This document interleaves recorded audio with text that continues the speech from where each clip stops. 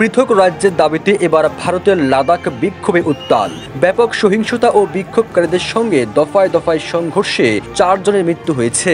এমন প্রেক্ষাপটে প্রশ্ন উঠেছে, এটা কি জেনজির বিক্ষোভ? শ্রীলঙ্কা, বাংলাদেশ, নেপালের পর ভারতেও কি ছড়িয়ে পড়ল জেনজির বিক্ষোভ?